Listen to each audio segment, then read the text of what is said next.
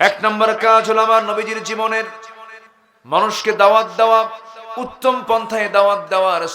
রাসূল রাব্বুল আলামিন বলছেন, উদউ ইলা সাবিলি রাব্বিকা বিল হিকমাতি ওয়াল মাউইযাতিল হাসানাহ ওয়াজাদিলহুম বিল্লাতী হিয়া আহসান ইন্না রাব্বাকা হুয়া আ'লামু বিমান দাল্লা আন সাবিলিহি ওয়া হুয়া আ'লামু বিল মুহতাদিন। জোরে বলুন আল্লাহু আকবার। সূরাতুন নাহাল আয়াত নাম্বার 125। আল্লাহ পাক তার রাসূলকে দাওয়াত দেওয়ার জন্য নির্দেশ দিয়েছেন। আমারও দায়িত্ব দাওয়াত দেওয়া, একে অপরকে দায়িত্ব দেওয়া। তবে সবার আগে দাওয়াত হবে বাইরে না ভিতরে। ভিতরে বউকে স্বামী দাওয়াত দেবে, আবার স্বামী বউকে দাওয়াত দেবে। স্বামীটা খারাপ, বউ সুন্দর করে বুঝাবে। আবার বউটা খারাপ, স্বামী সুন্দর করে বুঝাবে। সন্তানগুলো কথা শুনে না, তাদেরকে সুন্দর করে বুঝায় দেবে। এই দাওয়াতি কাজ করেছেন প্রথমেই মুহাম্মদ সাল্লাল্লাহু আলাইহি ওয়াসাল্লাম। আমার নবীজি জাবেলে নূর থেকে বের হয়ে যখন কোরআন নামক কিতাবটা নাজিল হলো তার উপরে, প্রথম 5টা আয়াতের ওহী, 5টা আয়াত যখন নাজিল হলো, সেই সূরাটার নাম হলো সূরাতুল আলাক। সূরাতুল আলাক। আলাক মানে কি বলেন? ঝুলন্ত। হ্যাঁ, ফাইন। এই কথা কে বলল? মাশাআল্লাহ, আধুনিক ব্যাখ্যা এটা। ঝুলন্ত আলাক। এটাকে শতাব্দীর পর শতাব্দী গবেষণা করে কেউ বের করতে পারেনি। অনেকে জমাট রক্ত বলেছেন, অনেকে অনেক প্রকার অর্থ করেছেন, কিন্তু এটা অনেকটা যোগ সদৃশ। কাদা মাটির একটা পিণ্ড, এরকম জাতীয় কাদার পিণ্ড বলা যায়, অথবা জোকের মতো দেখা যায়, এমন কিছু। এখান থেকে আল্লাহ পাক মানুষকে সৃষ্টি করেছেন। এটা একটা পুরোটা সায়েন্স, এটা এমব্রায়োলজি, ভ্রণতত্ত্ব। প্রথম ওহীটা নাজিল করেছেন আল্লাহ পাক, যার মধ্যে রেখেছেন সায়েন্সের ব্যাখ্যা, ভ্রণতত্ত্বের কথা বলেছেন। আল্লাহু আকবার বলেন। তাহলে বলুন তো, কোরআন কি শুধু ধর্মীয় কিতাব? না, সব আছে। প্রথম ওহীটাই হলো ভ্রণতত্ত্বের উপর। পৃথিবী বিখ্যাত একজন ভ্রণতত্ত্ববিদ ডক্টর কেইট মুর, তিনি জানতেন না যে মানুষের জন্মটা হলো খলাকাল ইনসানা মিন আলাক, ঝুলন্ত থেকে, অর্থাৎ যোগ সদৃশ এমন কিছু একটা জমাট বাঁধা থেকে মানুষকে সৃষ্টি করা হয়েছে। তো ওনার সামনে যখন আলাক শব্দটা দেওয়া হলো, উনি এটাকে মাইক্রোস্কোপিক বিশ্লেষণে চলে গেলেন। অণুবীক্ষণ যন্ত্র দিয়ে গবেষণা করে দেখলেন, না, কোরআন যে বলেছে যোগ সদৃশ, এটা শুরুটা হলো যোগ সদৃশে, যোগের মতোই দেখা যায়। জোরে বলি সুবহানাল্লাহ। কোরআন যা বলবে এটাই সত্য। কোরআনকে যে কেউ মিথ্যা প্রমাণ করতে আসবে, ওরটাই মিথ্যা হবে, কোরআন কখনো মিথ্যা হবে না। জোরে বলি সুবহানাল্লাহ। সম্মানিত ভাইয়েরা, বহু সায়েন্টিফিক তথ্য আছে। এই আকাশ নিয়ে বহু কথা কোরআন আল্লাহ পাক বলে দিয়েছে। সময় অল্প, তো সব দিক থেকে একটু একটু করে আমি বলছি।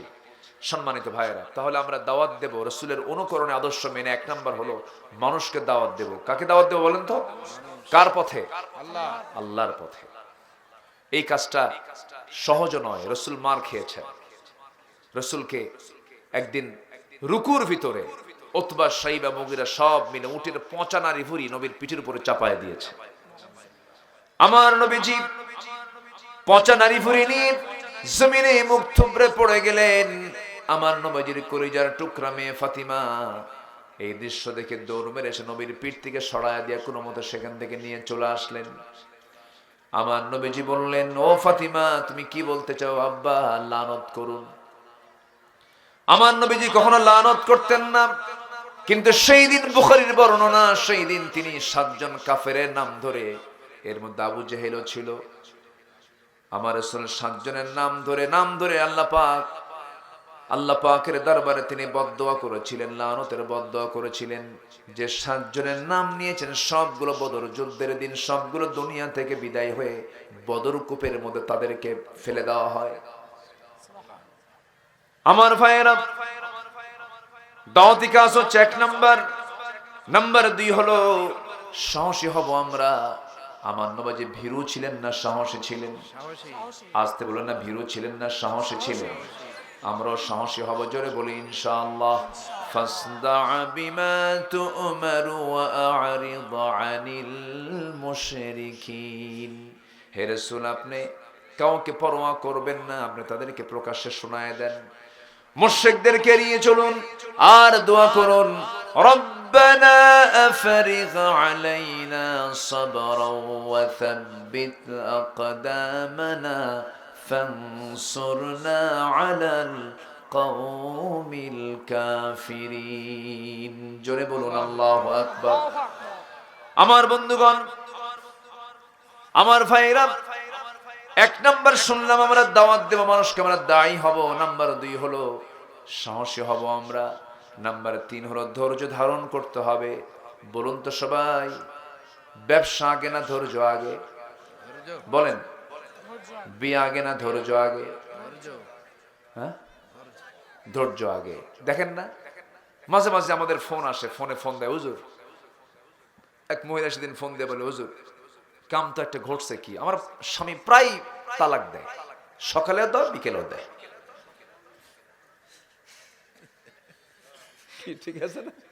তাহলে তালাক দেয় কয় বেলা? 2 বেলা। তালাক হয় কয়বারে? কি এক বেলায় হয় না? এক চটিতে হয়ে যায়।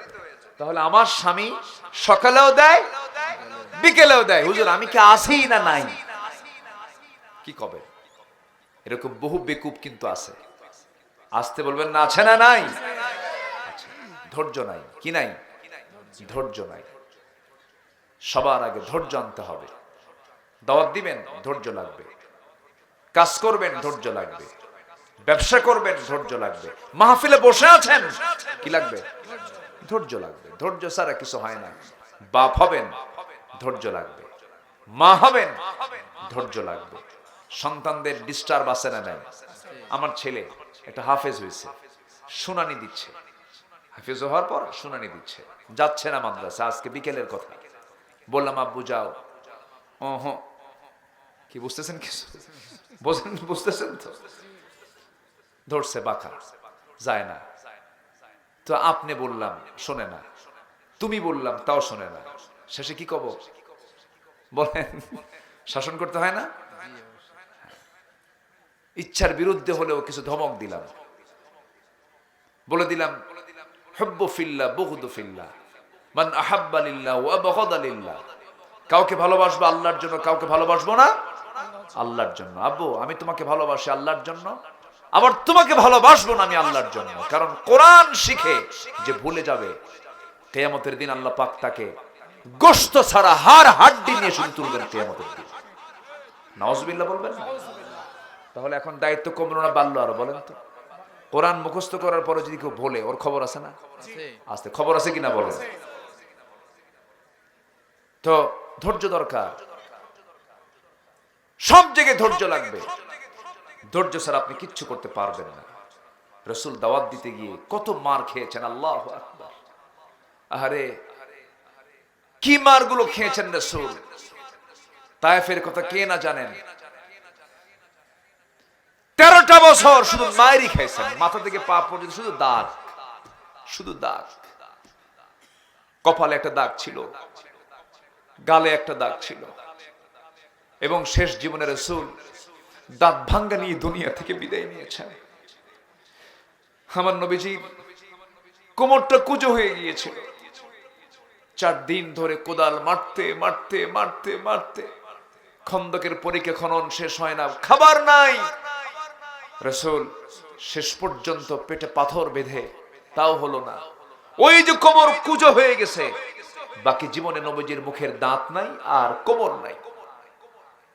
আল্লাহু আকবার বলবেন না? এত কষ্টে এসেছে ইসলাম। নবীজির কি মার্জিত আচরণ, কত কঠোর মানুষ ভালো হয়ে গেছে। ওমর কি নরম মানুষ ছিলেন? বলেন। রাসূলকে মারার সিদ্ধান্ত কেউ নিতে পারে নাই। কে বলেছে আগে বলেন তো? ওমর। মারতে পারছে কিসের জন্য? ইন্নাল্লাযীনা ইয়াতলুনা কিতাবাল্লাহ। উনি যখন কোরআনের ছাত্র হয়ে গেছেন আর পারলেন না। আরে আমি কাকে মারতে যাই না, এই লোক তো মহান মানুষ, আল্লাহু আকবার। সম্মানিত ভাইয়েরা, আমার নবীর সামনে এক সাহাবী কান্দে, চোখের পানি ফেলে ফেলে কাঁদতেছে। আমার নবী যে বললেন, সাহাবী কান্দো কেন? সাহাবী বলেন, হুজুর আমি কাঁদতাম না, কিন্তু আমার দিলটা ইসলাম গ্রহণের পর নরম হয়ে গেছে, এখন আমি কাঁদি। যে লোকটার চোখে পানি আসে সেই লোকটা বড় ভাগ্যবান, কারণ এই পৃথিবী মার পেট থেকে আসার পর প্রথম ভাষা আমার হাসি না কান্না। ওটাই হলো আসল ভাষা। দুনিয়ার ভাষা হলো কান্না, দুনিয়ার ভাষা হাসা নয়। দুনিয়ার ভাষা কি বলেন তো? কান্না। যে যত কাঁদবে দুনিয়াতে সে তত হাসবে জান্নাতে। জোরে বলে সুবহানাল্লাহ। কিন্তু সেই কান্দাটা কাঁদবো কার কাছে? আসতে বলবেন না, কার কাছে? যুবকরা, টাইম লস করা যাবে না, ফুসকা খাওয়ানো যাবে না কোনো প্রেমিকাকে, বুঝলা? এগুলো লস। ওই যে লেখা আছে ওখানে ফুসকা হাউস, কি হাউস? আমি আসতে দেখলাম তো লেখা আছে ফুসকা হাউস। ছোট ছোট এখন কিছু রিসোর্ট বের হয়েছে, রিসোর্ট গ্রামে গঞ্জে হোটেল বসে, জোড়ায় জোড়ায় বসার জন্য ব্যবস্থাও করে দেয়। পর্দার সহিত প্রেম চলে। কিসের সহিত? পর্দার সহিত। এগুলো আগুন দিয়ে জ্বালান দরকার। এগুলো আস্তে কোন কেন? ঠিক কিনা? আপনার মেয়ের চরিত্র ওখানে ধ্বংস হতে পারে। কি ঠিক আছে না? কিসের সহিত প্রেম চলে? পর্দার সহিত। মানে যে কেউ যেন না দেখে, শুধু ওরা ওরা দেখবে। আহারে, এগুলোর জন্য কাঁদা যাবে না। গার্লস স্কুলের সামনে যাই ইতিমের মতো সিট হয়ে বসে দেখো না, ওগুলো লস। ফুসকা সুরি ফিদা যা কিনে দেবে সব লস প্রজেক্ট। বিয়ার আগে প্রেম করবে, সব প্রেম বিয়ার আগে হয়ে যাবে, বিয়ার পরে আর প্রেম থাকবে না, খালি কিলাকিলি হবে, কিলাকিলি। মজা পাবা না, শান্তি পাবা না। এগুলো বাদ দাও। বাদ দিয়ে কাঁদতে যখন হবে, সেজদায় পড়ে, বালিশে না, সেজদায় পড়ে কাঁদো। কার কাছে? এটা লাভ। এটা কি লাভ? জাহান্নাম ৭টা আল্লাহ পাক নিভাইয়া দিবেন তোমার চোখের পানি দিয়ে। না আমার ওই জায়গায় বিয়ে দাও, আছে না এখন পাগল গুলো, এগুলো সব। যার জন্য তুমি এত চিন্তা করো, ও তো তোমার জন্য অত চিন্তা করবেই না। মরে যাবা তুমি, তোমার সুন্দরী বউ ৩ মাসও পার হবে না আরেক জায়গায় বিয়ে বলবে। বিয়ে বসে কবে, আব্বা তোমার ভালোই করছো, আগের স্বামীর সাথে এই স্বামী আরো ভালো। কি ঠিক ঠিক না? এগুলো কিচ্ছু না, সব ভুয়া। এগুলো সব। কে বলছে বউ আপন? কে বলছে ছেলে মেয়ে আপন? কে বলেছে আমার আব্বা আম্মা আপন? কেউ আমার আপন না। মূলত আমার আপন কে? আসতে বলবেন না, কে? ক্ষণিকের মায়া মমতা। এখনই মরেন, 24 ঘন্টা পার হতে দেবে না। ছেলে বলবে তাড়াতাড়ি কবর দাও। কি ঠিক আছে না? কবর দিয়ে 7 দিন পার হতে দেবে না, জমিনে লাগবে মারামারি। আসতে কন কেন? বন্ধু কি আমার? বন্ধু আমার কেউ না। অতএব কারোর জন্য কান্দেও লাভ নেই। কাঁদবো কার কাছে? আমরা আল্লাহর কাছে। আমি কিন্তু আক্ষরিক অর্থে কথাগুলো বলছি, আবার মন খারাপ করেন না। আব্বা আম্মার দাম আছে, সন্তানদেরও দাম আছে, বউ বাচ্চারও দাম আছে, কিন্তু বুঝাচ্ছি যে আসল বন্ধু আমার কেউ না। আমার আসল বন্ধু কে? আল্লাহ। আমরা আল্লাহকে টাইম দেব সবার আগে। জোরে বলি ইনশাআল্লাহ। আমার নবীজির এক সাহাবী কান্দে। নবী বলছেন, তুমি কান্দো কেন? হুজুর আমি আগে কান্দি নাই তো, দিন গ্রহণ করেছে আমার কান্না শুরু হয়ে গেছে। তুমি কান্দো কেন? সাহাবী বলছেন, হুজুর কান্না করার কারণ হলো যেদিন আমি ঈমান এনেছি সেদিন থেকে আমার দিলটা নরম হয়ে গেছে, আমি আর কান্না ছাড়া থাকি না। কেন, কি হয়েছে? ঘুম হয় না কেন? হুজুর আমি এমন একটা বড় অপরাধ করে ফেলেছি, যে বড় অপরাধের বড় অনুশোচনা হচ্ছে। রাসূল বলছেন, তোমার সব গুনাহ মাফ হয়েছে। রাসূল বলছেন, তোমার সব গুনাহ মাফ হয়েছে। সাহাবী বলছেন, হুজুর সব গুনাহ মাফ হলো, আমার মনে হয় একটা গুনাহ মাফ হবে না। কেন? পরিকল্পিত হত্যা করছে একজনকে। কেমনে? কারে? মেয়েকে মারছি আমি, বাপ। চিন্তা করছেন আপনি? আমি বাপ হয়ে মেয়েকে মেরেছি, আমাকে আল্লাহ রাব্বুল আলামিন মাফ করবেন না কেন? কেমন করে মেরেছে বলো? হুজুর সন্তানটা আমার স্ত্রী গর্ভে আসলো, বললাম যাও নিয়ে যাও বাবার বাড়ি, ছেলে হলে নিয়ে আসবা, মেয়ে হলে জীবন্ত পুঁতে হত্যা করে এরপরে আসবা। এই অর্ডার দিলাম, চলে গেছে বউ আমার। সন্তান ডেলিভারির দিন আমাকে জানানো হলো সন্তানটা মৃত হয়েছে। মৃত সন্তান নিউজ আমার কানে দিয়া, সন্তান হয়েছে মেয়ে, পাশের ঘরে দিয়ে সন্তানটাকে ধীরে ধীরে বড় করতে লাগলো। আমি জানি না 6 বছর পূর্ণ হলো, একদিন হঠাৎ করে আমার চোখের সামনে সন্তানটা ছিটকে এসে পড়ছে আমার কাছে। আমার মতো চোখ হাত পা দেখে চট করে ধরলাম, ধরে বলছে মা রে, তোকে চেনা চেনা লাগে, চল তোর জায়গা মতো নিয়ে যাই। নিয়ে গেছে, বউকে বলছে বউ দেখো তো সন্তানটা কার। বউ থরথর করে কাঁপি, হুজুর। এবার বউ বলছে আপনার সন্তানের তথ্য আর কতক্ষণ গোপন করবো, এই সন্তান তো আমাদের ওরস থেকে এসেছে। মিথ্যা বলেছিলাম, এত পরিমাণ রেগে গেলাম, কিন্তু আমি ঠান্ডা মাথার খুনি হয়ে গেলাম, কিচ্ছু বললাম না। মেয়ের সঙ্গে অভিনয় করে করে মেয়েটাকে চুমো দেই, কোলের মধ্যে নিয়ে নেই, আদর করে বললাম নানি ও আমার মেয়ে, কালকে তোমাকে নানির বাড়িতে নিয়ে যাব। মেয়েটা আমার দারুণ খুশি, জড়িয়ে ধরে বলে বাবা কোনোদিন তোমার আদর পেলাম না, আজকে আদর করো, খুব আনন্দ লাগছে বাবা। মেয়েটাকে আমার হাতের মধ্যে নিয়ে আসলাম, অভিনয় করে তাকে নানির বাড়ির কথা বলে আমি তাকে নিয়ে চলে গেলাম জঙ্গলের দিকে। মেয়েটার মুখ ছোট হয়ে যায়, মেয়েটা বলে মা, মা আমাকে যেতে মানা করেছিলেন, বাবা তোমার সঙ্গে আমি আসছি, নানির বাড়ি যাব, তুমি আমাকে এই দিকে নিয়ে আসলা কেন, জঙ্গলের দিকে নিয়ে যাও কেন? হুজুর আমি বললাম মেয়েটাকে মা কিচ্ছু না, আমি তোমাকে দেখানোর জন্য নিয়ে আসছি। ওকে জঙ্গল পার করে দিলাম। জঙ্গল পার হওয়ার পরে মেয়েটাকে এক জায়গায় দাঁড় করায়া দিয়া ঠিক দুপুরবেলা হাতের মধ্যে কোদাল নিয়ে গর্ত খনন শুরু করলাম। মেয়েটার মুখটা ছোট হয়ে গেছে, আর বলছে বাবা তুমি যাবা কোথায়, তুমি এখানে কি করো, কি করতেছো, তুমি মাটি খনন করে কি করবা? কিচ্ছু বললাম না।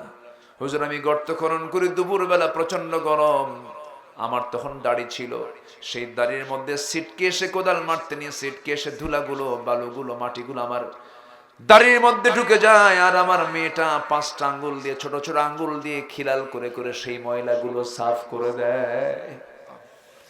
হুজুর আমি যখন কোদাল মারতেছিলাম আমার শরীর থেকে ঘাম ঝরে, মেয়েটা গামছা দিয়ে ঘামগুলো মুছে মুছে দেয়, আর বলে বাবা তুমি বললা কি আর করো কি, তুমি কি নানির বাড়ি যাবা না?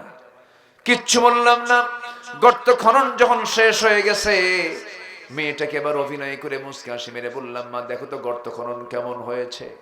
মেয়েটা একটা মুচকি হাসি মেরে গর্তের কিনারে চলে গিয়ে উকি মেরে যখন দেখতে লাগলো, আমি পিছন দিকে চলে আসলাম। পিছন দিকে চলে এসে চোখ বন্ধ করে পিছন দিক থেকে এত জোরে আঘাত করলাম, এত জোরে ধাক্কা মারলাম, এক ধাক্কায় সন্তানটা গর্তের মধ্যে উপর হয়ে পড়ে গেল। চিত হয়ে 2টা হাত এক জায়গায় করে বলছে বাবা বুঝতে পেরেছি, আমার বাবা আমার মার কথাটাই সত্য হয়ে গেছে, তুমি আমাকে আজকে মারার জন্য এই জায়গায় নিয়ে এসেছো। আমি জানি তুমি আজকে আমাকে হত্যা করবে, তবে শেষবারের মতো তোমার কাছে আমার একটা প্রার্থনা বাবা, আমি তোমার কাছে শপথ করে বলছি মৃত্যু তোমার সামনে আমার চেহারা কখনো দেখাবো না, প্রয়োজনে ভিক্ষা করে খাবো, শর্ত হলো বাবা আজকে একটা বারের জন্য তুমি আমাকে আজকে প্রাণে বাঁচাইয়া দাও, আমি বাঁচতে চাই বাবা। হুজুর আমাকে বারবার বলে ছোট্ট মেয়ে, এত সুন্দর চেহারার হুজুর বারবার আমাকে বলতেছিল, দিল কাঁপলো না, দিল নরম হলো না, শিরকিয়াতের কারণে, সমাজের পরিবেশ পরিস্থিতির কারণে। হাতের মধ্যে পাথর নিলাম, পাথর নিয়ে মেয়েটার কলিজা বরাবর এমন জোরাঘাত করলাম, ফিঙ্কি দিয়ে রক্ত পড়া শুরু হলো।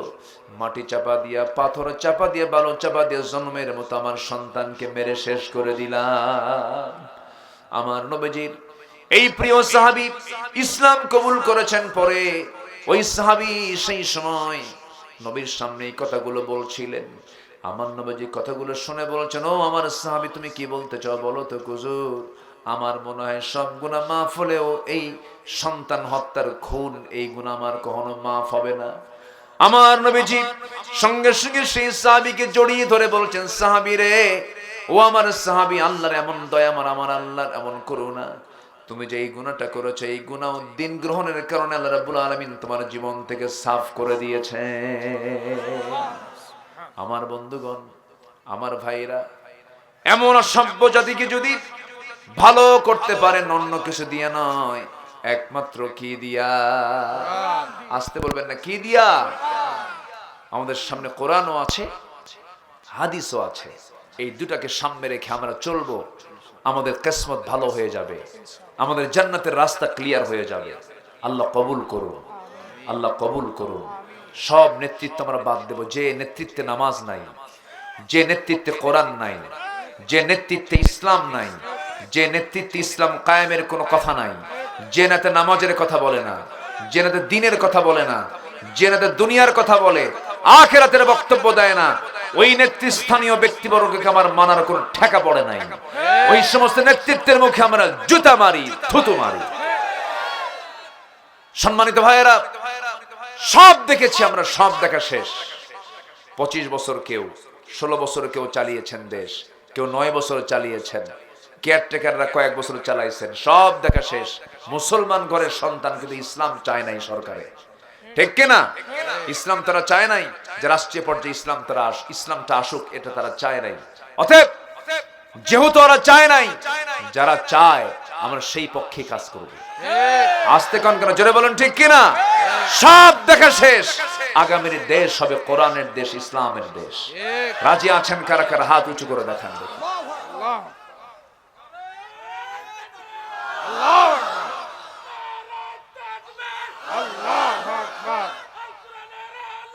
সংসদে জালো,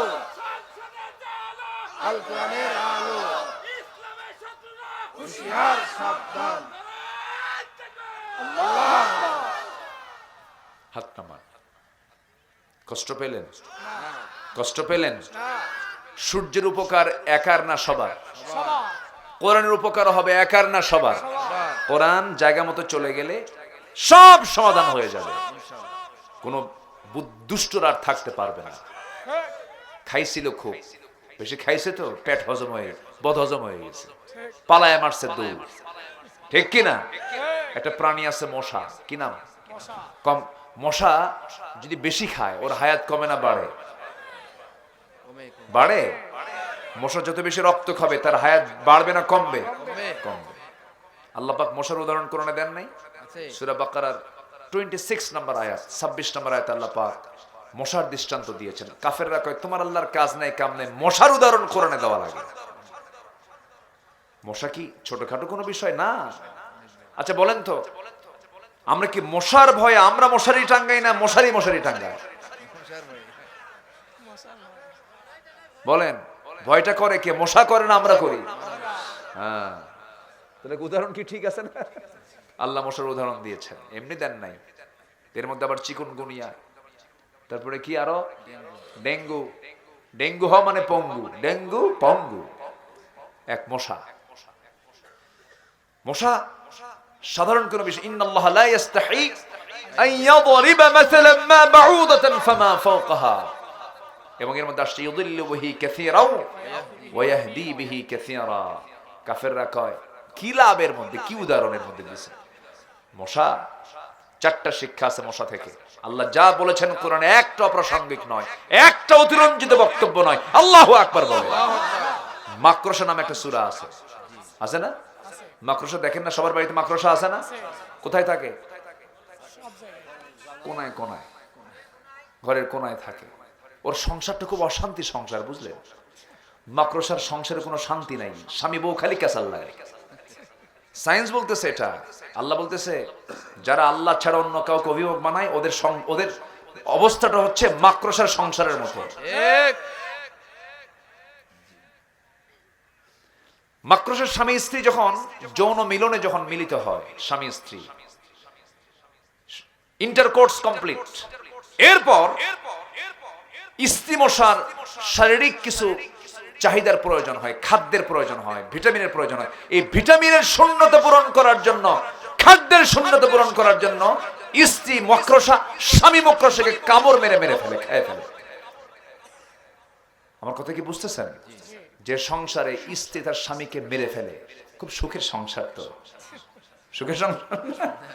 যারা আল্লাহকে ছাড়া অন্য কাউকে মুরব্বী বানায়, অভিভাবক বানায়, আল্লাহ পাক বলেছেন তাদের জীবনটা হচ্ছে মাকড়সার সংসারের মতো। কি উদাহরণ আল্লাহ পাক দিয়েছেন। মশা 4টা শিক্ষা। নাম্বার 1, মশা খায়, যদি বেশি খায় মরণ তার আগে না পড়ে? 16 বছর যারা ছিল দেশে খাইছে কম না বেশি? না, আছে আছে আছে, খাইয়াও তো লাভ হলো না। শেষে দাড়ি কাইটা বাঁচার চেষ্টা করছে, তাও তো হয় না। মাথার চুল কালো বানাইছে, হয় নাই। পায়জামা খুলে লুঙ্গি পরছে, পাঞ্জাবি খুলে গেঞ্জি পরছে, তাও কাম হয় নাই। টেনে হেসরে জেলখানায় ঢুকায় দিছে। যা, ওরা আলেমদেরকে ন্যাংটা করতে চেয়েছিল, ওরা ন্যাংটা হয়ে গেছে, ঠিক কিনা? ওরা অনেক কিছু করেছে। নাম্বার 2, মশা যে কামড়ায়, পুরুষ মশা কামড়ায় না মহিলা মশা কামড়ায়? আস্তে আস্তে। মহিলা মশা কম, মহিলারা কইলে তো সমস্যা। হ্যাঁ, মহিলা মশা কামড়ায়, মহিলা রা না। ওটা তো হেড অফিস। এই যারা স্বামী আছেন, বউকে ভয় করেন না? যে কইছেন না, ও তো বিয়ে করেন না, চুপ করে বসে আছে। বিয়ে তো করনে, বুঝবা কি? বউকে ভয় করে না এমন কোন স্বামী নাই দুনিয়াতে। ভয় করতেই হয়, সংসার করতে গেলে দুজন দুজনকে ভয় করে, উপায় নাই তো। বউয়ের সামনে আপনার ক্ষমতা আছে অন্য কোন মহিলার দিকে চেয়ে থাকা? ক্ষমতা আছে? ছায়া থাকলে সংসার হবে? শুধু যদি 30 সেকেন্ড ছায়া থাকে না, আর যদি স্বামী বউ যদি টের পায়, সারাদিন কিচ্ছু কবে না। সন্ধ্যার পরে শুধু যদি বলেন, সুইটি 1 কাপ চা নিয়ে আস, তোমার সুইটি ছায়া থাকো আরেক দিকে। কি কথা বোঝেন না আপনি? জি, কষ্ট পাচ্ছেন নাকি আপনারা? মশা, মহিলা মশা কামড়ায়। আল্লাহ পাক এখানে মহিলা মশার কথাই বলেছেন। আল্লাহু আকবার। লা ইস্তাহি আন ইয়াদরিবা মাসালাম মা বাউদাতান, গোলতা মুযাক্কার নয়, মুয়ান্নাস। স্ত্রী মশা কামড়ায়, মানুষকে কামড়ায়, বংশ বিস্তার করে। কি বিস্তার করে? বংশ বিস্তার করে। স্ত্রী মশা ছাড়া বংশ বিস্তার তো হবে না। আমার বন্ধুগণ, নাম্বার 3 হলো, নাম্বার 1 বলে দিলাম, বেশি খায় মরে আগে, স্ত্রী মশা কামড়ায়। আর যে মশাটা কামড়ার নাম্বার 3 হলো, সেই মশাটা যে কামড়ায় আমি আপনি টের পাই না। যখন কোন মশা কোন চামড়ার উপরে পড়ে, অজ্ঞান করাকে ওটাকে কি বলে মেডিকেল ভাষায়? স্টেনশিয়া কয় না, নাকি কি যেন বলে না, এরকম একটা শব্দ। হ্যাঁ হ্যাঁ, এই ডাক্তার নাই কেউ? আচ্ছা, অবশ করো। অবশ তো ঠিক আছে, এটার একটা ইংরেজি পরিভাষা আছে। হ্যাঁ, আচ্ছা, ওই যেটুকু জায়গায় সে হুল ফুটাবে, ওই জায়গায় সে আগে মেডিসিন দেয়। তুই সলিমুদ্দিন টের পাবি কেমনে? তোর আগে খায়া ভালো না। আল্লাহু আকবার বলবেন না? চতুর্দিকে অবশ করে, অপারেশনের জন্য অবশ করে, ওরকম অবশ করে এরপরে হুল ফুটায় দেয়, খায়। আমার বন্ধুগণ, শীতের রাতে শুয়ে পড়েছেন, গোটা ঘর তালাশ করে দেখলেন একটা মশাও নাই, কিন্তু আপনি ঘুমিয়ে পড়েছেন, লাইটটা বন্ধ করা মাত্রই কিছু মশা চলে আসছে কানের কাছে, এসে সারেগামা পাধানিসা। কি ঠিক আছে না? শুরু হয়ে গেছে, ভনভন শুরু হয়েছে। এই যে মাছি, এই যে মশাটা যে ভনভন করছে, তার পাখাটা নড়াচ্ছে। সায়েন্স বলতেছে প্রতি সেকেন্ডে মশা তার পাখা ঝাপটাই হলো 500 থেকে 600 বার। পৃথিবীতে কোনো উন্নত মেশিন আজ পর্যন্ত এরকম মেশিন তৈরি হয়নি যে এত দ্রুত কোনো কিছু নড়তে পারে। আল্লাহু আকবার বল। মশা সর্বশেষ হলো, মশার কামড় খায়া মরছে, মাথার মধ্যে ঢুকছিল মশা। কার? বলেন কার? সম্মানিত ভাইয়েরা, আমরা যেখানেই চলি না কেন, আমরা হুকুম মেনে চলবো কার? সবাইকে 5 ওয়াক্ত নামাজ পড়তে রাজি আছেন? একটু হাত তুলে দেখান তো দেখি, জোরে বলি ইয়া আল্লাহ। আমাদেরকে 5 ওয়াক্ত সালাত আদায় করার তৌফিক তুমি আল্লাহ দিয়া দাও। জোরে বলি আমিন, আরো জোরে আমিন। হাত নামান। বাড়িতে মা বোনদের পর্দার দরকার আছে না নাই? হ্যাঁ, একজন স্ত্রী যদি, একজন মহিলা যদি ভালো হয়, 4 পুরুষ ভালো হয়ে যায়। কয় পুরুষ? স্বামী ভালো হয়, ভাই ভালো হয়, ছেলে ভালো হয়, বাবা ভালো হয়ে যায়। এই জন্য মেয়ে ভালো হওয়া বেশি জরুরি। মেয়েরা ভালো হলে, ওনারা তো প্রোডাকশন ম্যানেজার, বাচ্চাটাও ভালো হয়ে যায়।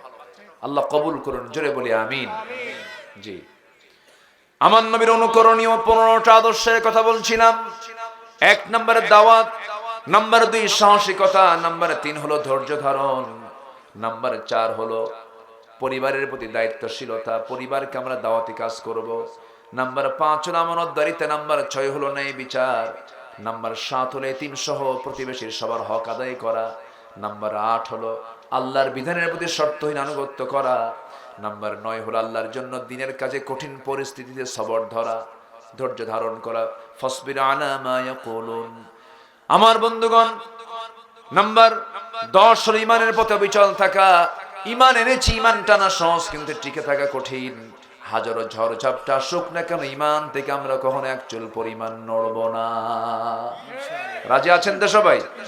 নাম্বার 11 হলো আল্লাহর প্রতি তাওয়াক্কুল করা। এই যে 5 আগস্ট এসেছে, কোনো গোয়েন্দা রিপোর্ট নাই, কেউ জানতোই না এই অবস্থা সৃষ্টি হবে।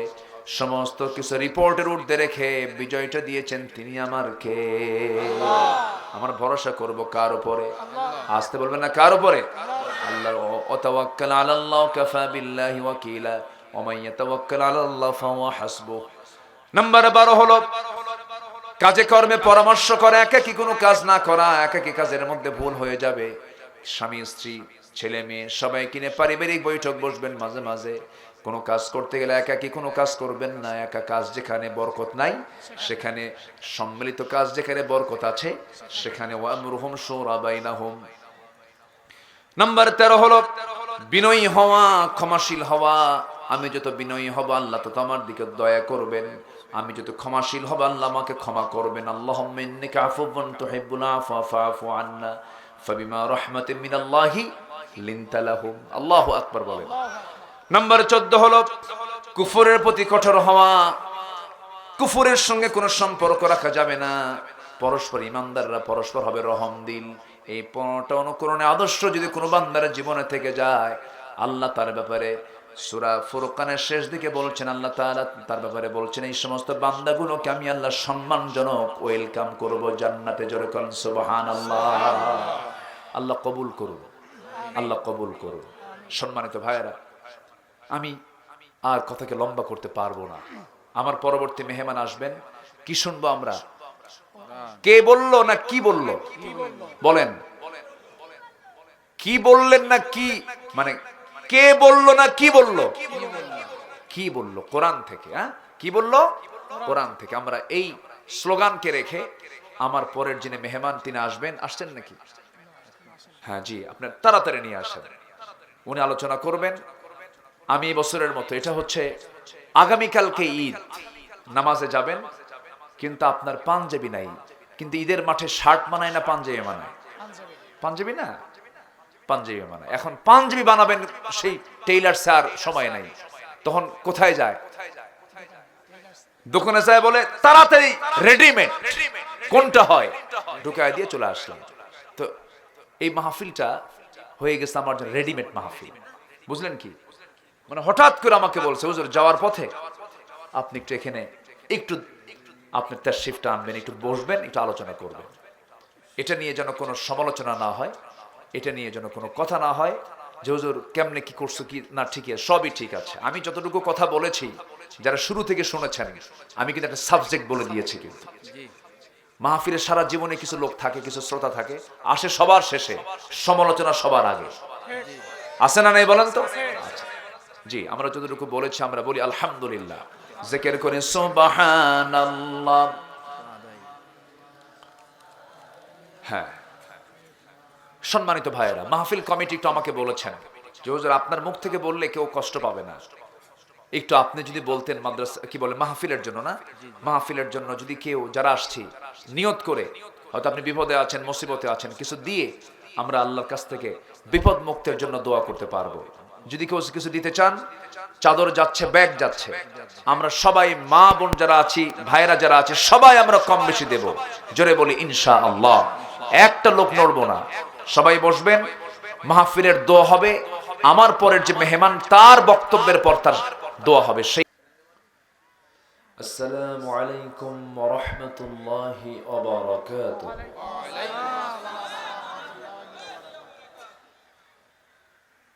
إن الحمد لله الأكرم الذي خلق الإنسان وكرم وعلمه من البيان ما لم يعلم فسبحان الذي لا يحصى امتنانه باللسان ولا بالقلم.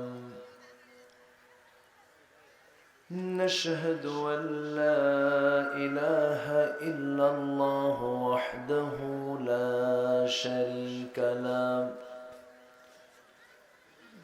ونشهد أن سيدنا وحبيبنا ومولانا محمدا عبده ورسوله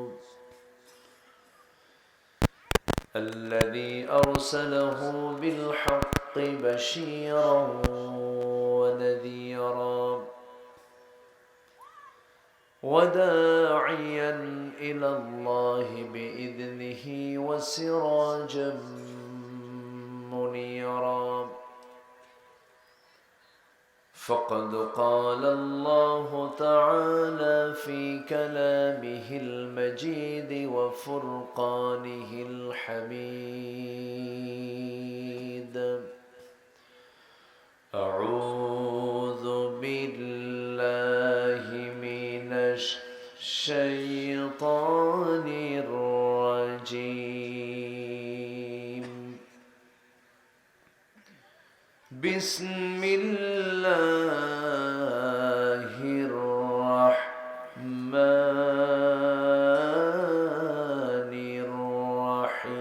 الرحيم.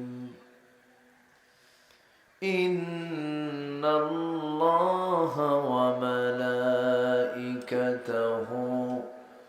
يصلون على النبي يا أيها الذين آمنوا صلوا عليه وسلموا تسليما. اللهم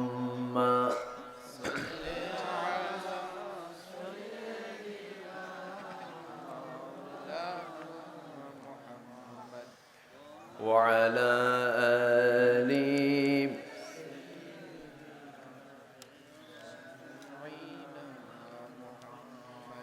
সবাই বলুন বালাগাল উলা বিকামালিহি কাশাফাত তুজা বিজামালিহি حسنت جميع خصاله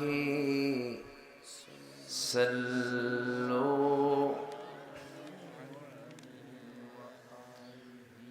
سراج الملة تمهي فخر دو عالم دلبار مولاه شريف الأنبياء نسخا كل أديان دغره بلغ العلا بكماله كشف التجى بجماله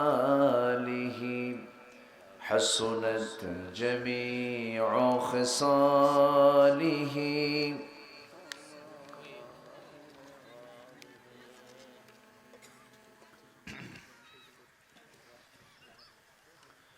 মনটা যদি হইতো পুবাল হাওয়া, হইতো যদি শুভ্র কবুতর, মেঘের ডানাই পাঠিয়ে দিতাম মদিনারি পথে, যেথায় আমার প্রিয় নবী ঘুমাই নিরন্তর, যেথায় আমার প্রিয় নবী ঘুমান নিরন্তর। সবাই বলি সাল্লাল্লাহু আলাইহি ওয়াসাল্লাম।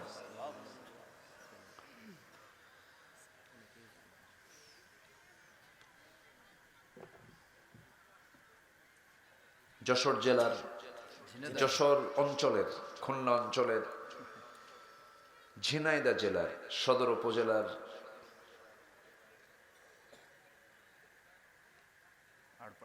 আড়পাড়া না আড়পাড়া মাহফিল ইন্তেজামি কমিটি কর্তৃক আয়োজিত 3 দিন ব্যাপী তাফসীরুল কোরআন মাহফিলের সমাপনী দিবসের সম্মানিত সুযোগ্য সভাপতি আরপাড়া পুরাতন জামে মসজিদের সম্মানিত খতিব হাফিজ বাইজিদ হোসেন, আজকের মাহফিলের সম্মানিত প্রধান অতিথি বিশিষ্ট রাজনীতিবিদ জনাব অ্যাডভোকেট মুন্সি কামাল আজাদ পান্নু, আমার আগ দিয়ে আমার পূর্বে কথা বলেছেন নন্দিত আলেম দ্বীন, বিশিষ্ট ইসলামী চিন্তাবিদ, আমার স্নেহধন্য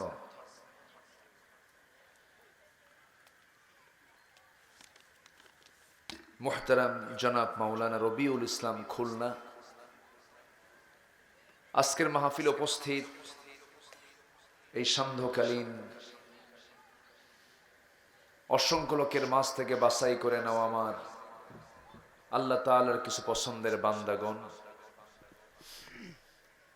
এবং আড়ালে বসে আছেন শ্রদ্ধেয়া সম্মানিতা মা বোনেরা। আলোচনার সূচনায় আনুষ্ঠানিকতার মধ্য দিয়ে আমার পক্ষ থেকে আবারও দিল খোলা সালাম, আসসালামু আলাইকুম ওয়া রাহমাতুল্লাহি ওয়া বারাকাতুহু। ওয়ালাইকুমুস সালাম ওয়া রাহমাতুল্লাহি ওয়া বারাকাতুহু। সবাই কেমন আছেন? আলহামদুলিল্লাহ।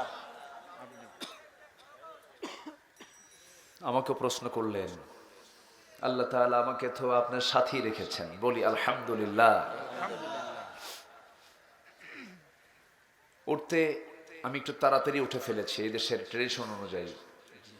এদেশে মাহফিল এরকমও স্থান আছে আমার দেশে, প্রধান বক্তাকে উঠায় দেয় রাত 3:30টায় মাত্র,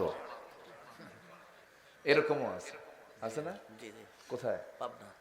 পাবনা আছে, রাজশাহী আছে, ময়মনসিংহ আছে, কিছু ঝিনাইদহতে নাই তা না, সাতক্ষীরাতেও কিছু আছে।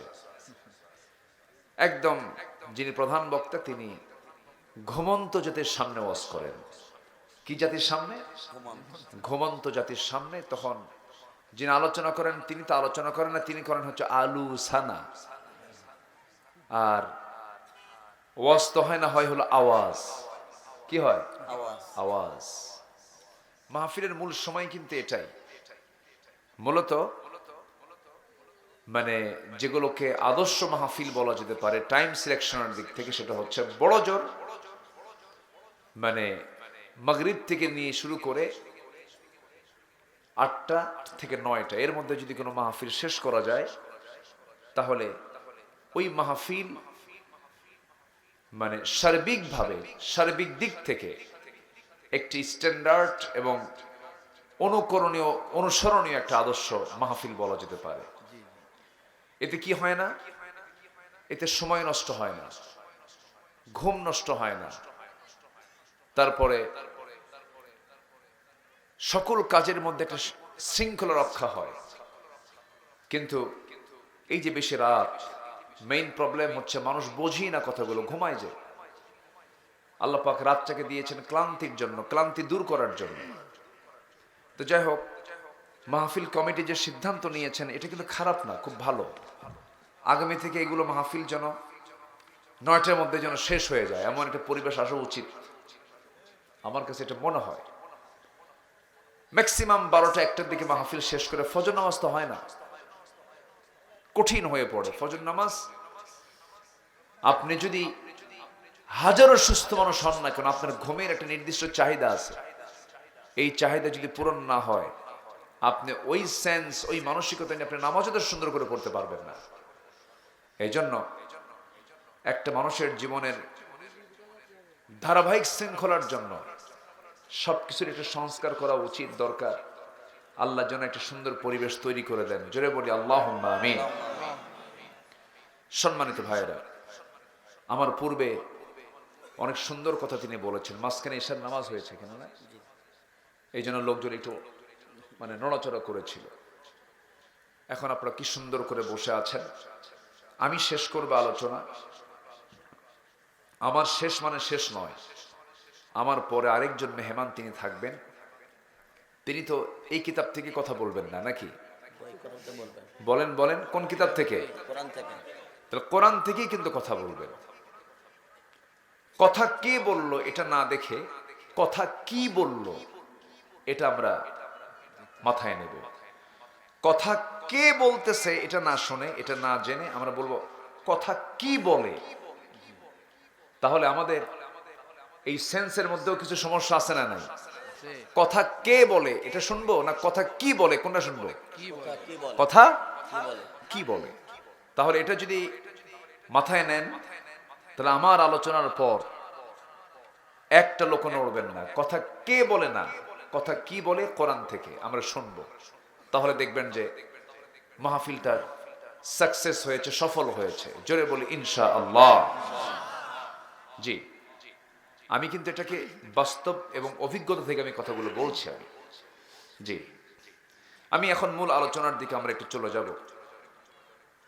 আমরা এমন একটা সময়ে বসে আছি, স্বাধীনতার পর থেকে নিয়ে আজ পর্যন্ত এই 53-54 বছরে একটি কমপ্লিট অনুকূল পরিবেশ, মাহফিলে কোনো বাধা নাই, এমন সুন্দর অনুকূল পরিবেশ আমরা 53-54 বছর বয়সে পাইনি।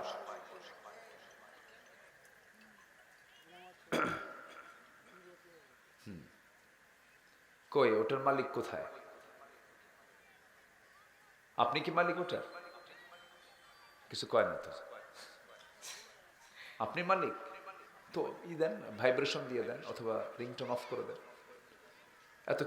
এতক্ষণ আগে কি করছে?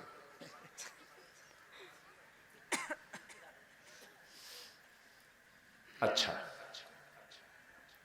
আরেকটা শুরু করছে এখানে আবার। ছোট বাচ্চা আপনার হাতে টাকা দিয়ে চলে যাবে। ছোট কই? বাচ্চা আসছে। মোবাইলের তো কোনো গ্যারান্টি নাই, ও রাত 3টার দিকেও ফোন দেয়। জি, কে? ওরে এত ছোট বাচ্চা, মাশাআল্লাহ মাশাআল্লাহ। এই তো অনেকগুলো দিয়ে গেল না? ওর বাপ কে? না না আপনি, মাশাআল্লাহ। তার হাত দিয়ে কিছু দান করায় দিল। আল্লাহ তুমি তাকে সাইয়েদনা ওসমান বানায় দাও। আমিন। জোরে বলে আমিন। দানের মহাজন ছিলেন হলো ওসমান জিন্নুরাইন। কোন সংকট হলে রাসূল বলতেন জামাই এদিকে আসো, এটা লাগবে সমাধান করো।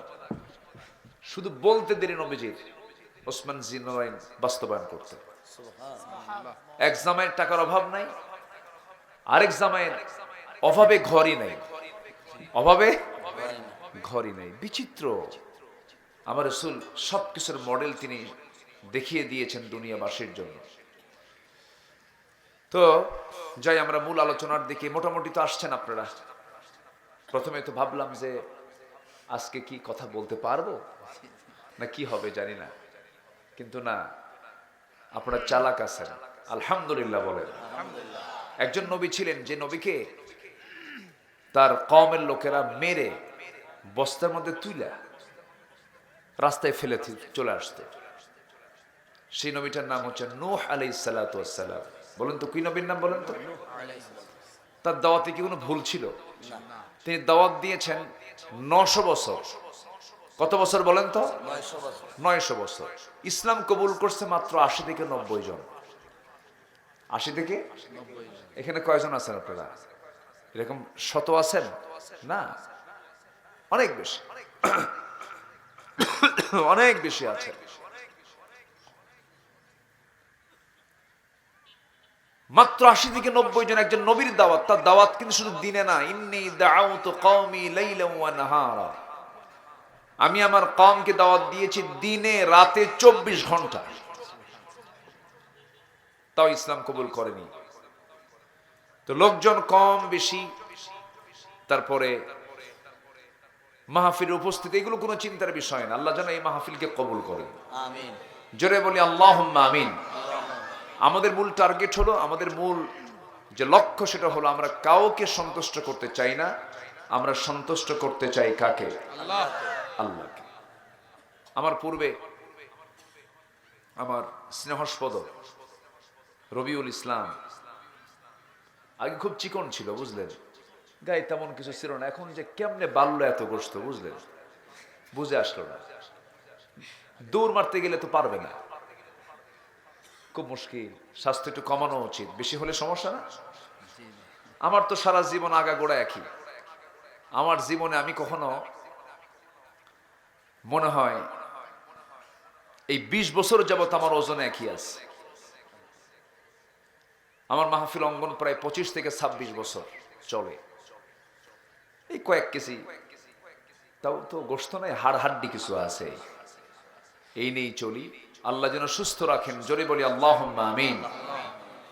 এই জিনাদাতে আমাকে মাহফিল করতে দেয়নি কিছু ফেরেশতারা, বোঝেন নাই? কত কি করেছে ওরা, চোখ তুলে নিয়েছে, হাত কেটে নিয়েছে, অনেক কিছুই করেছে, অনেক হুমকি ধামকি দিয়েছে। তো ফেরেশতারা কই এখন? আছে? কই ফেরেশতারা আছে? দেখা যায়? দেখা যায় না, দেখা যায় না। ফেরেশতাকেও দেখা যায় না, এদেরকেও দেখা যায়। এদের ফেরেশতা কইছে, ফেরেশতা দেখা যায় না। তো ফেরেশতা দেখা যায় না, এদেরকেও দেখা যায় না, তাহলে এরা কি? আরেক ফেরেশতা, অ্যাঞ্জেল। বিশাল ব্যাপার। তারা এত কল্যাণ করলো, এত কিছু করলো, জাতির এত উপকার করলো, কিন্তু উপকারের ঠেলায় ওরাই নাই। সম্মানিত ভাইয়েরা, সবকিছু চলে, জুলুমতন্ত্র দিয়ে কোনোদিন শাসনতন্ত্র চলে না। জুলুমতন্ত্র দিয়ে শাসনতন্ত্র চলে না।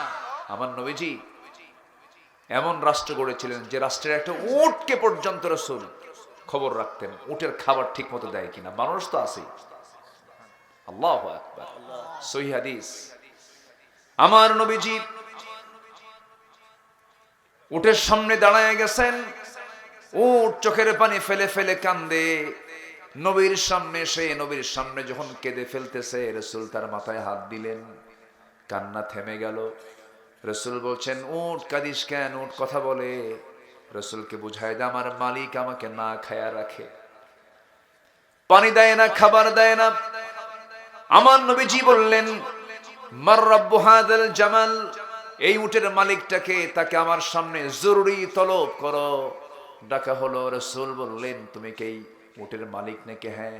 উট আমার কাছে নালিশ করেছে, তুমি নাকি খাবার দাও না, ওকে নাকি না খেয়ে রাখো। তুমি কি জানো এই রাষ্ট্রে একটা উটও না খেয়ে থাকতে পারবে না? সুবহানাল্লাহ বলবেন না? জুলুম কেন করো? কেন জুলুম করো? এই জুলুম শাহীরা 16 বছর শুধু জুলুম করেনি, অত্যাচারের স্টিম রোলার তারা চালিয়েছিল।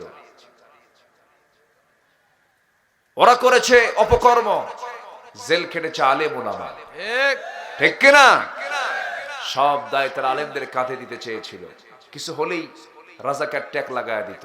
আল্লাহ পাক বললেন, থাম, তো রাজাকার শব্দটি ব্র্যান্ড বানায় দেবো, যা। আমি কে, তুমি কে, কি হয়নি? ব্র্যান্ড হয়ে গেছে না?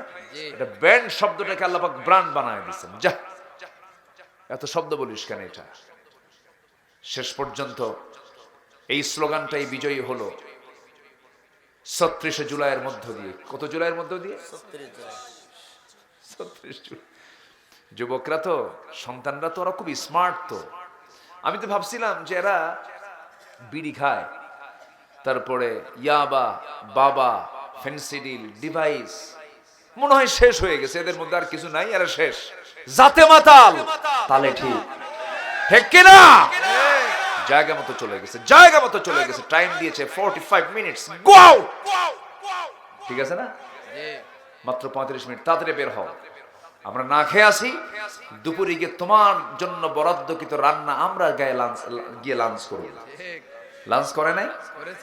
করেছে। যুবকরা তোমরাই পারবে, তোমরা দেখিয়ে দিয়েছো। মাহফিলে যুবকরাই বেশি। তো মাহফিলে এখন সব যুবকরাই আসে, খুব ভালো ইতিবাচক দিক এটা। যে কোনো মাহফিলে গেলে যুবকরা ঘিরে ধরে আমাদের। আগে এটা ছিল না, আজ থেকে 15-16 বছর আগে এটা ছিল না, খুব কম ছিল। তোমরা পারবে অনেক কিছু করতে, চেঞ্জ করতে পারবে তোমরা, শুধু শর্ত আছে একটা, সেটা হলো আদর্শ কাউকে মানা যাবে না, আদর্শ একজনকে মানতে হবে, তিনি হচ্ছেন মুহাম্মদ সাল্লাল্লাহু আলাইহি ওয়াসাল্লাম। আল্লাহ রাব্বুল আলামিন বলেন, লাকাদ কানা লাকুম ফি রাসূলিল্লাহি উসওয়াতুন হাসানাতুন লিমান কানা ইয়ারজুল্লাহ لمن كان يرجو الله واليوم الآخر وذكر الله كثيرا جربون الله أكبر আরো জোরে বলুন আল্লাহু আকবার। তোমাদের জন্য উত্তম আদর্শের বাস্তব নমুনা কেউ নন, তোমাদের জন্য উত্তম আদর্শের বাস্তব নমুনা একজন ব্যক্তি, তিনি হচ্ছেন মুহাম্মদ সাল্লাল্লাহু আলাইহি ওয়াসাল্লাম, যার জীবনে একটা কৌতুক মিথ্যা নাই, যার জীবনে কোনো চুল পরিমাণ কোনো সগীরা গুনাহ নাই, চুল পরিমাণ কোনো পাপ যার জীবনে স্পর্শ করে নাই, যার চারিত্রিক সনদ পৃথিবীর কেউ দেয় নাই, দিয়েছেন স্বয়ং আল্লাহ তাআলা। জোরে বলে সুবহানাল্লাহ। যারা পারেন ঠোঁট মিলিয়ে বলুন নুন ওয়াল কলমি ওয়া মা ইয়াসতুরুন মা আনতা বিনি'মাতি রাব্বিকা বিমাজনুন وإن لك لأجرا غير ممنون وإنك لعلى خلق عظيم জোরে বলুন আল্লাহু আকবার। তোমাদের জন্য উত্তম আদর্শের বাস্তব নমুনা কেউ না, একজন, তিনি হচ্ছেন মুহাম্মদ সাল্লাল্লাহু আলাইহি ওয়াসাল্লাম। অতএব আদর্শ যদি গ্রহণ করতে হয় কয়জনেরটা নেব বলেন, বলেন কয়জনেরটা? সেই মহান মানব, সেই মহামানব, সেই মহান ব্যক্তি, তিনি কে? মুহাম্মদ সাল্লাল্লাহু আলাইহি ওয়াসাল্লাম। তাকে আমরা জীবনের সব জায়গায় মানব। রাসূলকে শুধু এক জায়গায় মানলে কিন্তু মানা হয় না, রাসূলকে দাড়িতে মানব, রাসূলকে আতরে মানব, মিষ্টি খাওয়াতে মানব, কাইলুলায় মানব, জুব্বায় মানব, টুপিতে মানব, মানলাম, সুন্নত নামাজে মানলাম, সব কিছুতে মানলাম, কিন্তু রাজনীতিতে, রাষ্ট্র পদ্ধতিতে, ইসলামী রাজনীতির প্রেক্ষাপটে রাসূলকে মানলাম না, এটা নবীর উম্মতের পরিচয় না, এটা হচ্ছে ভণ্ডামি, প্রতারণা। আসতে বলবেন না, জোরে বলুন ঠিক কিনা? এই ভণ্ড এবং প্রতারক চক্র আমার দেশে আছে না নাই? শুধু বলে ধর্মীয় মূল্যবোধে বিশ্বাসী আমরা, বলে না ধর্মীয় মূল্যবোধ, মানে ধর্মে কি একটু মূল্য টুল্য দেয়, কিন্তু মদ ঠিকই খায়। আপনি মদের আইন পাশ করবেন, বেশ্যাবৃত্তির লাইসেন্স পাশ করবেন, এরপরে সুদের কারবার করবেন, আর বলবেন আমি ধর্মীয় মূল্যবোধের, আমরা পন্থী, ধর্মীয় মূল্যবোধকে আমরা সম্মান করি, ধর্মীয় মূল্যবোধে বিশ্বাসী আমরা। এই সমস্ত সাহিত্যের মোড়ক দিয়া, পেঁয়াজপুষ দিয়া ইসলাম মানার সুযোগ ইসলামে নাই। ইসলাম মানতে গেলে সব ঢেলে মুছে সাফ করে ইসলামকে মানতে হবে। 1 আনা না 16 আনা, 1 আনা না 16 আনা, 16 আনা মানতে হবে। তো রাসূলকে মানলেই কোরআনকে মানা হয়ে যাবে। রাসূল হচ্ছে কি জানেন? কোরআনের বাস্তব রূপ। কি কোরআন? রাসূল কি কোরআনের বাস্তব রূপ, প্র্যাকটিক্যাল। এটা হচ্ছে থিওরিক্যাল, এটা কি থিওরিক্যাল না কিতাব, আর প্র্যাকটিক্যাল কে? মুহাম্মদ সাল্লাল্লাহু আলাইহি ওয়াসাল্লাম। চিন্তা করে দেখুন, আল্লাহ পাক শুধু কোরআন দিলেও তো পারতেন, দেন নাই, সাথে রাসূলকে প্র্যাকটিক্যাল আল্লাহ পাক পাঠায়া দিয়েছে। কানা খুলুকুল কোরআন। তো আমরা সেই রাসূলের জীবন থেকে মুমিনদের জন্য, যারা ঈমানদার, আমরা এখানে যারা বসে আছি ঈমান আছি তো নাকি? ঈমান আনছি তো আমরা? নামাজ না পড়লেও তো ঈমান আছে, হ্যাঁ? ভালো করে কোন। আচ্ছা, আমার দেশে ঈমানদার কি মানে নামাজি ঈমানদার বেশি না বেনামাজি ঈমানদার বেশি? বেনামাজি কি কইলেন? ভালো। আচ্ছা, নামাজি ঈমানদার বেশি না বেনামাজি ঈমানদার বেশি? বেনামাজি ঈমানদার কয় না। আচ্ছা,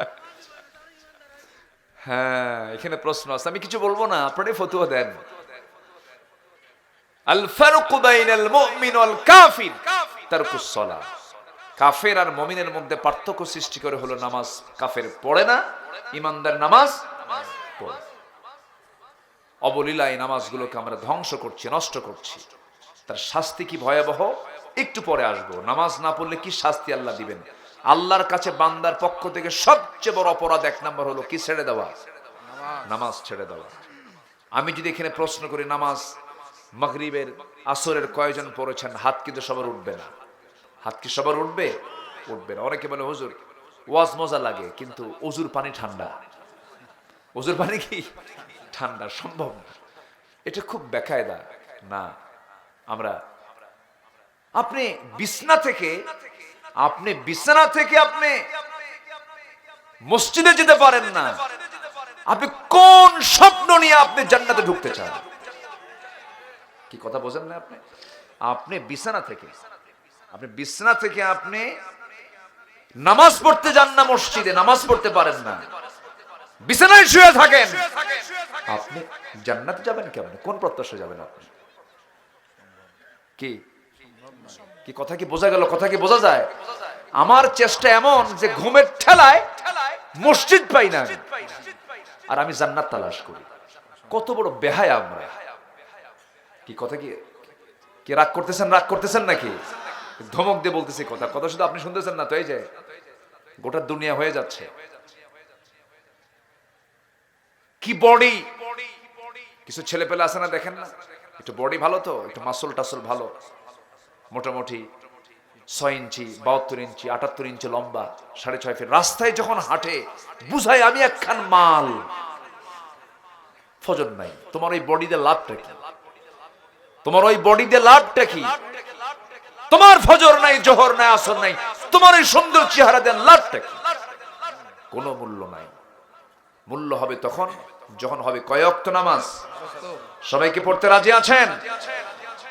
মায়েরা মুখে মেকআপ লাগায়, মেকআপ নষ্ট হবে, এর জন্য যোহর নামাজ শেষ, আসর শেষ, মাগরিবও শেষ।